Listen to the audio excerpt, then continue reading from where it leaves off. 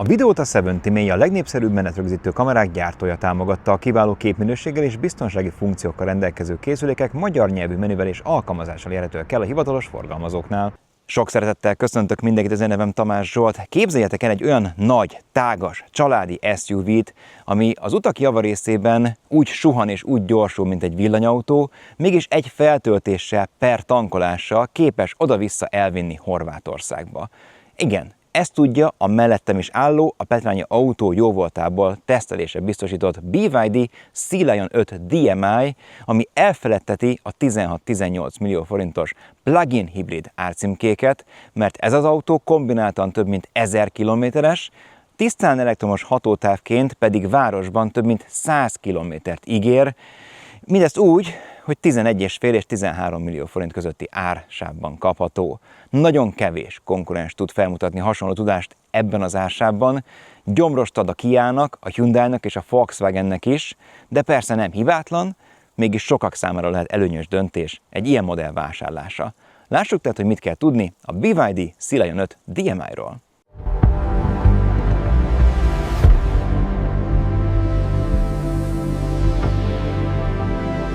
BYD Sea Lion 5 messze nem a legmerészebb formatervvel rendelkező autó a piacon, sokkal kevésbé markáns, mint mondjuk egy Omoda, vagy akár egy Hyundai. Igazából egy tipikus kompakt középkategóriás SUV, ami lapos orrrésszel és jellegzetes kontrasztos D-oszlop miatti levegőtető dizájnnal hívja fel magára a figyelmet. 4738 mm a hosszúsága és 2708 mm-es a tengelytávja, majd meg is tudom mutatni, hogy milyen hatalmas a helykínálat a második üléssorban ülőknek is. 750 kg a fékezett, illetve a fékezetlen után futó vontatási kapacitása, és 75 kg a tetőterhelése. Igazából azért nem hívja fel magára a figyelmet. Ez nem azoknak szól, akik túl futurisztikus formatervet szeretnének, vagy túl időtálló külsőt, mert kicsit az az érzésem néha, hogy talán még egy-két évig okés, utána pedig már inkább azért lesz látványos az autó, mert egy picit már mondjuk úgy hagyományosabb külsőt kapott. Nyilván ledes fényszórók világítják meg az úttestet, méghozzá nagyon jó fényerővel. A távolsági mondjuk annyit nem nyom alatba, szóval attól én többet vártam, de hát persze, éjszaka azért mind a kettő biztonságos közlekedést garantál. Vannak ilyen kis ezüstös betétek a hűtőrács elején, amelyek igyekeznek azért feldobni ezt a külsőt, illetve ott a BYD logó fölött is vannak ilyen dekorelemek, de azért tényleg nem egy olyan csúcstechnika, legalábbis külsőleg nem ez a hatása ennek az autónak. 17-18 szoros keréktárcsák is kérhetők a kaszni alá, igazából egyik sem tűnik túl nagynak egy ilyen hórihorgas, igazán monstrum tekintetében. Egy klasszikus SUV, túl sokat azért nyilván nem lehetett kihozni ebből a dizájnból, megvannak azok a hagyományos elemek, mint a kerékjárati íveken végigfutó és az ajtók alján is felfedezhető műanyag részek. A jobb oldalról lehet tölteni, a bal oldalról tankolni, de azért beleillik egyébként a BYD flottájába. Talán amúgy az Atto 2 az, ami számomra a legközelebb található ehhez a modellhez, és ahogy említettem, itt a C és a D oszlop az, ami miatt ilyen levegő tető dizájnt kap az autó, de tágasnak kívülről is tágas, hát még belülről. 463 literes a csomagtartó, ami 40-60 arányban dönthető ülésekkel, nyilván egyébként még akár több mint 1400 literre is bővíthető, sík a padló, tehát itt azért be tudunk rakni hosszabb léceket is. Jobb oldalon és bal oldalon is van egyébként ilyen kis tárolórekesz, plusz hát nyilván ide is el tudunk rakni akár kábeleket a térelválasztó alá. Ki tudjuk venni ezt a egyébként kemény műanyag kalaptartót, tehát nem csak egy ilyen vékonyka valamit raktak ide. Jó magasra nyílik a csomagtérajtó, tehát én 185 cm-es magassággal is lazán elférek alatta, ez sokszor nincs így és sokszor zavaró, de azért ebbe a csomagtartóba még egy nagyobb család egy hosszabb túra során is el tudja rejteni a bőröngyeit, de összességében azért ez a hátsó lámpakialakítás szép-szép, de nem különleges. Egyébként a két felszereltségi szint között az egyik nagy különbség, hogy ameddig a kisebb akkumulátorcsomagnál csak hátul, a nagyobb akkucsomagosnál már előre is kapunk parkolóradart, plusz hát a fényezések között is vannak azért különbségek, de hát könnyedén be lehet szállni ebbe az autóba a magas építése és a tágasra nyíló ajtajai miatt. Igazából Nyilván nem azt mondom, hogy erre az autóra fogunk mindig kiszállás után hátranézni, de egy teljesen emészthető forma, ami talán inkább az idősebb korosztály számára lehet kedvező, de lehet, hogy a fiatalok is bele szeretnek majd, ezt is szépen megírjátok a komment szekcióban. Nagyjából a sofőr szemszögéből mutatom meg a Sea Lion 5-nek a belterét, mert ha valaki akár csak egy pillantást vet az interiőrre, vagy a mindennapokban szeretné használni ezt az autót, akkor ez a látvány fogadja majd minőségi, jó tapintású anyagokkal, rezonanciamentes műszerfallal, és igencsak csendes, jól szigetelt, magas tempónál is egyébként kényelmes utastérrel. Ahová nyúlunk, tényleg nem lehet belekötni abba a minőségbe, amit képvisel az az autó, viszont azért egyes helyeken visszaköszönnek ezek a lakkozott, fényes, zongoralakszerű műanyag elemek. Itt még kevésbé zavaró, talán itt a középkonzolnál a váltókaron, illetve körülötte sem annyira bosszantó, bár ez már tud masztatolódni, karcolódni, de a műszerfal közepére felesleges volt ilyet tenni, mert amikor oldalról süt a nap, akkor visszatükröződik, ami vezetés közben azért zavarni tud. Két nagy kijelző határozza meg a belteret. Van egy 8,8 szolos sofőr előtti panel, ami számos hasznos információval ellát, egy gombnyomással lehet váltani a jobb és a bal felén megjelenítendő adatok között. Nyilván itt lehet a rádiótól kezdve a sebességkorlátozásig, a másik oldalon pedig a fogyasztástól, az üzemanyag ellátásán át egészen a guminyomásig mindenről tudomást szerezni, plusz táblafelismerő, távolságtartó, elektromos akkumulátornak a töltöttség és a várható hatótáv is itt egy ilyen kis ikon vagy éppen számok formájában látható. A légbömlők távolról jól néznek ki, közelről egy kicsit ilyen fröccsöntött műanyagnak tűnnek inkább, fogásra kevésbé minőségiek, de nem zavaróak. Hogyha nagyobb akkukapacitású verziót választjuk, akkor bizony kapunk már vezeték nélküli töltőpadot, és itt a váltókar körül számos gombot figyelhettünk meg, akár a parkoló radar, illetve a tolató kamerának a bekapcsolásához. Ennek a minősége teljesen rendben van, éles képet biztosít. Ezen kívül pedig azért az első szélvédőpárátlanítást is, vagy éppen a klímát is szabályozhatjuk. Texturázott, recézett gombokkal lehet váltani az elektromos, vagy éppen a hibrid üzemmód, vagy más üzemmódok között.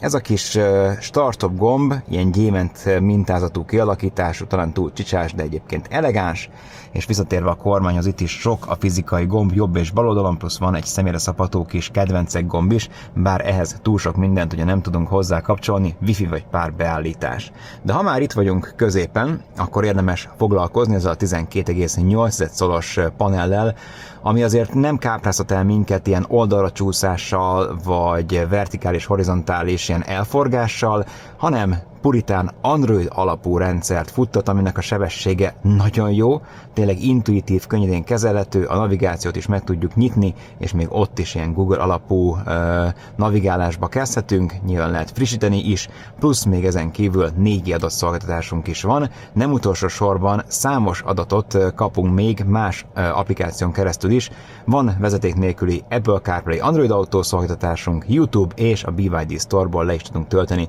jó néhány alkalmazást, plusz vannak ilyen segítő eszközök is, albumok, fájlkezelő, vagy éppen adatfelügyelet is, témázni is lehet a rendszert, alul pedig gombnyomással lehet, hogyha ez a pár fizikai gomb nem lenne elég, akár a klímát is szabályozni.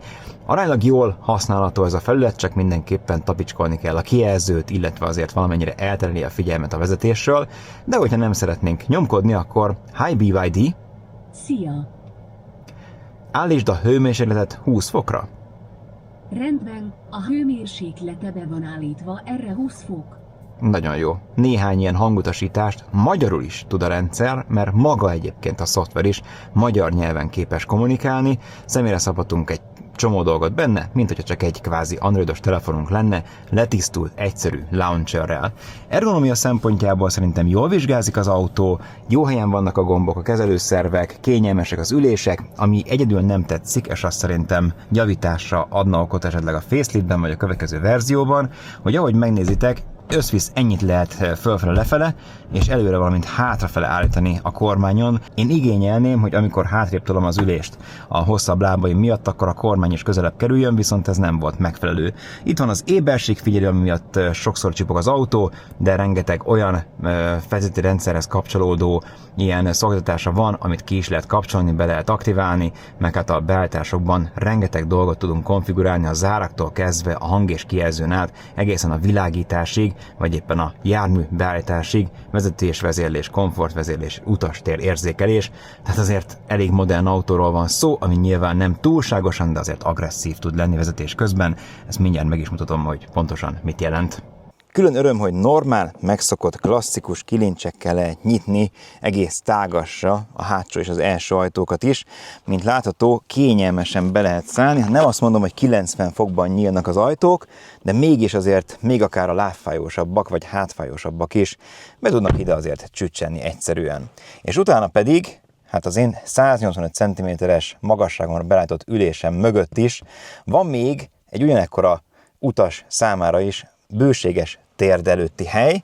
Be is tudom rakni egyébként ide az ülés alá a lábamat, és van még egy ilyen kis ülészseb is, tehát itt aztán tényleg kényelmesen el lehet lenni, plusz kapunk ide hátra levegőt, és 2 USB-C csatlakozót, mivel nincs kardánalagút, így jóformán, de jobbra is el tudom rakni a lábamat, hogy még kényelmesebb legyen.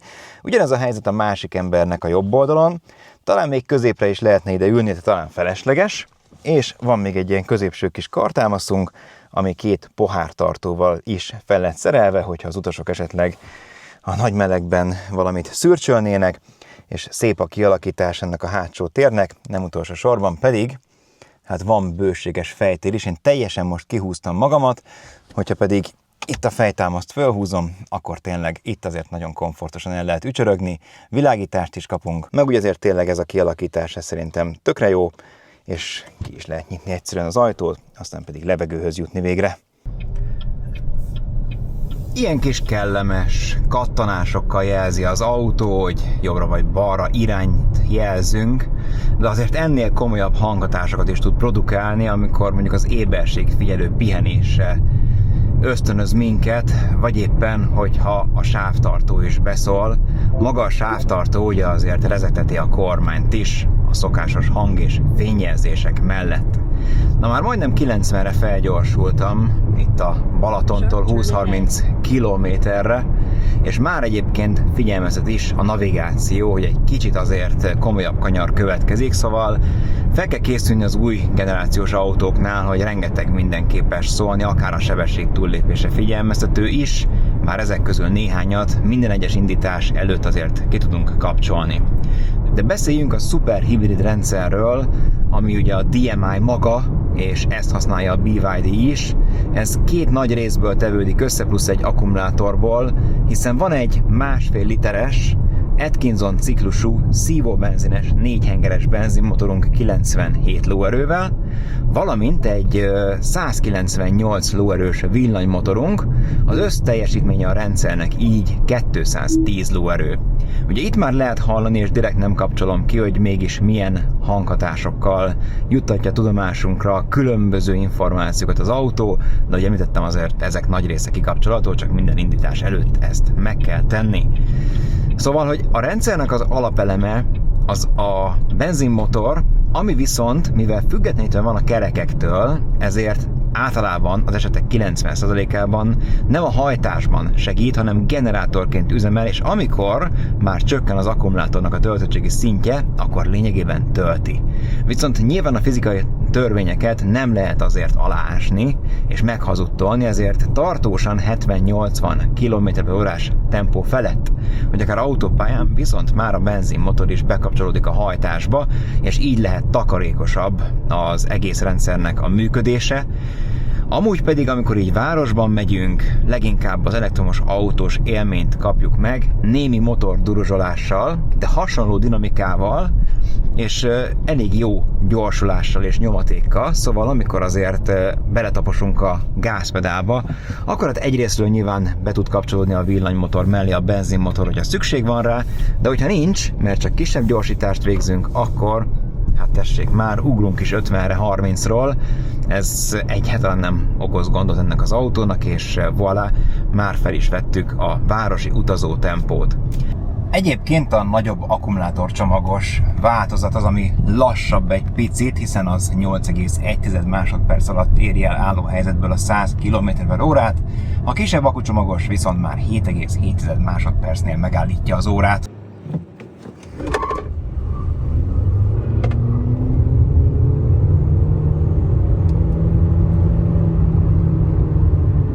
Azért ez elég menő, és jól működik, és így kombináltan ilyen 1014-1016 kilométeres hatótávot ígér nekünk a BYD. Hát ezt azért nem teszteltem le, lehetséges, hogy el lehet érni, persze megfelelő útviszonyok és vezetési stílus mellett. Sokkal fontosabb viszont, hogy bár néhány felszereltségi szintben azért van különbség az alsóbb és a felsőbb kategória között, de a legnagyobb differencia az akkumulátor kapacitásában érhető tetten, hiszen ameddig a kisebb az 13, addig a nagyobb már 18,3 kWh-s. Azért itt ez már jelentős, nem csak város, hanem városon kívüli tisztán elektromos hatótáv mellett, mert városban mondjuk 80 pár kilométert ígér a kisebbik, és 120 kilométert a nagyobbik. Hogyha viszont azért várostáblát elhagyva közlekedünk és vegyesben nézzük, akkor már inkább ilyen 60/80 kilométerre csökken ez. Hát ezt azért nehéz letesztelni ennél a kocsinál, mert elég hamar elkezdi tölteni az akkumulátort a benzinmotor. Ezáltal egyébként nem is tudom megmondani a pontos elektromos hatótávot, persze teljesen egy ilyen kis gombnyomással, vagy billenő kapcsolónak a felfele-lefele irányításával csak elektromos üzemmódba válthatunk. Most én ezt fölnyomom, és innentől kezdve no benzinmotor, csak villanyhajtás. Én inkább azért ennek a kétharmadát, háromnegyedét mondanám reálisnak, amit a VLTP mondjuk mért, de az is tök jó, persze hidegben azért akár a felére is lecsökkenhet, amikor mondjuk nem optimálisak a környezeti viszonyok vagy időjárás, mert most is már majdnem 40 fok van, ez sem tesz jót, de a -15 foknál is azért nagyon jól tudjuk, hogy mit jelent a valóságban ez, és mennyivel gyakrabban kell majd tölteni. Ugye itt most lenyomom a gázpedált, mert elhagyom a várostáblát, és még mindig elektromosan megyek, mert még mindig EV módban vagyok, de egy idő után kénytelen lesz bekapcsolnia a benzinmotornak is, főleg, hogyha már 100-nál gyorsabban közlekedek. 3,3 kW-tal lehet tölteni egyébként ezt az akkumulátort AC csatlakozón keresztül, azért ez jó hajrát igénybe vesz, függően attól, hogy kisebb vagy nagyobb akkucsomagos verziót választunk. Tény, ami tény viszont, hogy a fogyasztás is az energiafelhasználás, illetve az akkumulátor töltöttségének mértékétől függ. Azért autópályán nem túl takarékos, én megint lejöttem a Balatonra, és hát lazaján 7,5-8 liter között állt meg a fogyasztás. Úgyhogy közben töltötte az akkumulátor, hogy amikor lassabb tempóra váltok, akkor nyilván takarékosabb lehessen, és ahogy egyébként városon belül elkezdtem menni ezzel az autóval, kapásból csak úgy csökkent le a vegyes fogyasztást nézve az átlagfogyasztás, és már simán 5 alá vihettem, de nyilván ez akár 3-4 vagy akár 2-3 is lehet, hogy állandóan töltögetjük. Nehéz egyébként egy verditek mondani, de tény, ami tény, hogy itt nincsen hatótávpara, itt bátran lehet ezzel akár Horvátországig oda és vissza is menni, mert nem lesz gond. Ugye alapvetően azért egy ekkora Hodánynál nem mindegy, hogy milyen futóművet raknak a kocsi alá. Itt elől McPherson, hátul pedig Multilink a felfüggesztés, ahogy itt a vágóképeken láthatjátok, a kialakítását is megmutatom ennek.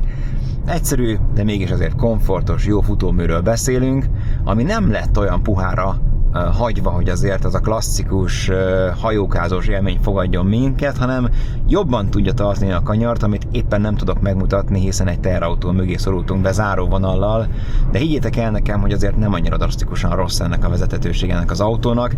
Tény és való, hogy a kormányzás az egy kicsit nyúlós, kevésbé ad visszacsatolást, és ami egy picit fura, hogy a gázpedált azért hát egy olyan 2-3 centire be kell nyomni ahhoz, hogy őszintén szólva, hogy igazán meginduljon a gyorsulása az autónak, tehát hogy most is, ha látszik valamennyire, itt nyomogatom, és semmi nem történik, szóval azért nem annyira responsív ilyen értelemben ez a kocsi, mint egy normál elektromos autó, de mégiscsak dinamikusan tud gyorsulni. A fékezés viszont jó élmény, jó a fékerő, jó a fékhatás, szépen meg lehet állni, de az adaptív tempomat is amúgy tudja követni az előttünk lévőknek a mozgását, és annak megfelelően gyorsítani, valamint lassítani. Emellett van éberségfigyelő táblafelismerés, ami azért gyakorta tud tévedni, de hogyha tényleg tisztán látható a tábla, akkor jól belövi a sebességet. De most például városban vagyok, és mégis 70-et mutat, holott ugye 50-nel lehetne menni, pont ezért nem értelmezem túlságosan, hogy mi értelme van feltétlenül egyébként ennek a táblafelismerésnek, főleg, hogyha mondjuk teszem azt a későbbiekben, ezt annyira kötelezővé tennék, hogy az autó még akár lassulna is, például automatikusan, hogyha úgy ismeri fel a táblát, hát ezt a világot nem várom, olyan autót az életben nem vennék majd, meg egyébként is azért sok mindenre tud csipogni, hogy hallhattátok, de összességében nagyon csöndes a beltér, komfortos a közlekedés, az üléspozíció sem rossz annyira, mert azért lejjebb tudom húzni az ülést ahhoz, hogy ne zavarjon be a visszapillantó tükör, elég nagy egyébként a szélvédő, és jobbra-balra és a nagy visszapillantó tükröknek azért lehet látni, a hátramenetet pedig tolató kamera biztosítja, méghozzá jó képminőséggel. Tehát azért ennél nem tudom, hogy többet mit lehet mondani egy autóról, szerintem ki kell próbálni, de főleg annak érdekében kell kipróbálni, hogy rettenetesen kevés az a konkurens, ami ebben az ásában méltó ellenfele tud lenni a BYD-nek, hiszen 11,7 millió forintba kerül a Comfort, és az egyen magasabb, nagyobb akkukapacitással rendelkező verzió pedig 13 millió forintot kostál, ami a korábbi ilyen 16-18-20 millió forintos plug-in hibridekkel ellentétben egy nagyon versenyképes ajánlat, amivel csak és kizárólag a Geely Starray EMI tudja felvenni a kesztyűt, az is hasonló árban mozog. A többiek, a Hyundai Tucson, a Kia Sportage PHEV, a Toyota RAV4, vagy esetleg a Ford Kuga PHEV is mind milliókkal drágább, nem csak egy-kettővel, hanem akár sok millióval, és azért minőségben nem tudnak sajnos többet nyújtani, szóval én értem a Volkswagennek is a büntetővámos hozzáállását, meg ők adták el csomó gyárokat a BYD-nek is például, és a többi gyártónak, csak hát későn ébrednek rá, hogy hoppá, baj van, tehát inkább valahogy a gyártás technológián kellene javítani, mintsem állandóan mindenkit megvámolni, és ezzel a végfelhasználókat rosszabb helyzetbe hozni.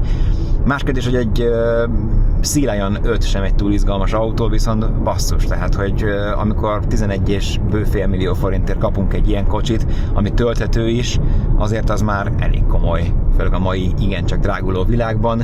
Szóval át kell gondolni, hogy ki mit vesz, ki mennyire bízik meg a kínaiakban. Az biztos, hogy azért letette most már a névjegyét az asztalra a BYD is Európában. Mindenkinek a saját pénztárcáján és hozzáállásán múlik, hogy milyen modellt választ. Írjátok meg kommentben, hogy ti melyiket vennétek, hogy tetszik ez az autó, és akkor záporozzanak a vélemények, és nyomjatok egy lájkot az algoritmus miatt, én pedig köszönöm a figyelmet, a Petrányi autónál ki is tudjátok próbálni ezt a kocsit. Szép napot, sziasztok!